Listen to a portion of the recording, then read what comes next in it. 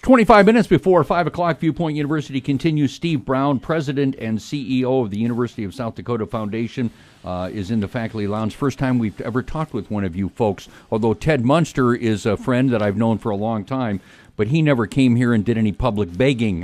He would, you're not doing public begging, excuse me. That's tawdry and everything, but that's kind of what we do here sometimes. What's going on nationally with foundations similar to yours? We're just coming off a recession. There's all kinds of people talking about higher education, no matter whether it's here, everywhere, and the huge costs and runaway costs and everything. And so are we doing better than other parts of the country, or are we all kind of in the same boat? I think we're in very similar boats, but we are fortunate to be doing better in even some of our surrounding states, Iowa being one where public support for higher ed through the state legislature is very minimal. And so we really are in good steads there, and we do have great support.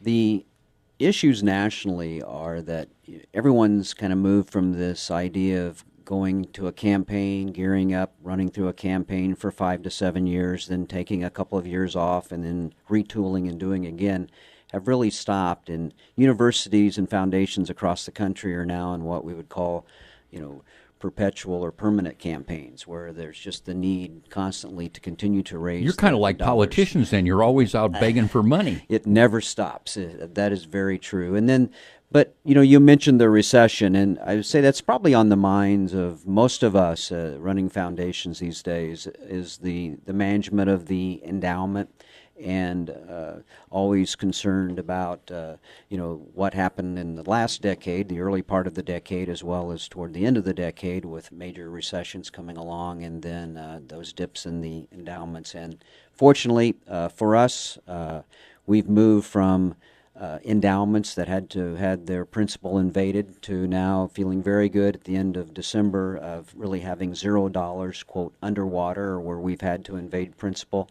And so, in essence, that means that, we're not dipping into the contributions in the principal of the endowment, but able to actually use the earnings to advance to the university. And so how we manage endowments and with today's volatilities in the market, as well as the very low interest rates, and so on the fixed income side, really not being able to get any returns, that's a major concern. So the people that contribute to your foundation and they want to give a scholarship for this or that, or they want they want to add on to the law school or something like that, do you need permission from the Board of Regents for that to happen, or are you and the university president pretty much in charge of what happens on campus? The university president and the foundation and donors are really pretty much in charge of what happens on campus. If there are major building projects, certainly we would need, such as the athletics facility when we're involving state dollars, bonding. So from a facility standpoint, we're more involved and work more closely with the regents. When it's just support for scholarships or support for programs, then typically we're really doing our own thing and our own initiatives. So South Dakota legislature's in session now, and in higher ed, education, as you know, because you've been here for a couple of years now, it's the mantra. It's number one funding education. So I'm sitting here and I'm thinking, this is kind of a double-edged sword for the state and for the foundation and for all of us, because here you're off and you're raising lots of money, which is helpful. No question about it. But then on the other side, if you're so successful, then doesn't the legislature, by the very nature, if you've got all this money, say, well, we don't need to give SDSU or USD or SDSU any more money. They've got these huge foundations. We can cut our state funding and do it with a straight face. That's a very great point. And donors are wise enough to frequently raise that very same point, and that is that if I wish to make a contribution, a very significant contribution, whether it be to a program or to a scholarship, I'm hoping that this will be used to build upon the existing scholarship program or existing program, not so really taking the place of dollars then that would go away, or the fact that the university might direct into a different area. So it is a very, very major concern, and donors are very savvy, much more savvy than they used to be, so they're very concerned and very engaged in how their dollars are used. So there's a lot of hooks put in this deal, or little covenants, or little whatever. If somebody's going to give, like if I were to give the $10 million for the deal, my deal would be, this is in addition to, this is not to replace any state funding that may come forward from any state resource. This is an add-on,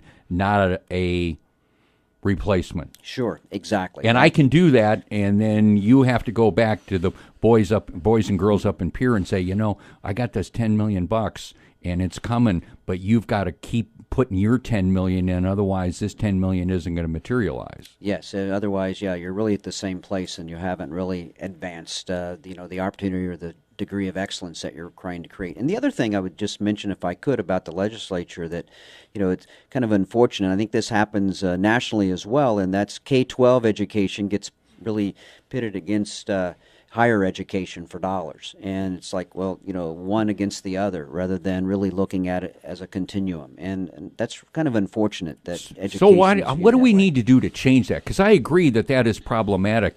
But when we're talking higher education, the regions, you've got the regions, they were appointed by the governor. The K through 12 is kind of local school districts and stuff. And so a lot of people, K through 12, think the folks with the regions, they've got a they're built in. They're part of the governor's deal. And so you guys, there's a lot of people who think, well, yeah, but if you can't get the money and you've got the inside track, we got to fight 5 times harder to get what's coming to us. True, and I think you think about the public, and is there a public outcry that higher education needs additional dollars, even though tuition continues to increase? I think there's this perception that higher ed does not utilize dollars well, or it's not a great value. And really, I would say in our state here that it is a great value, and we read too often what is in the national media or what's said nationally about higher ed, but really we look at the value here in this state. I think it's a great value.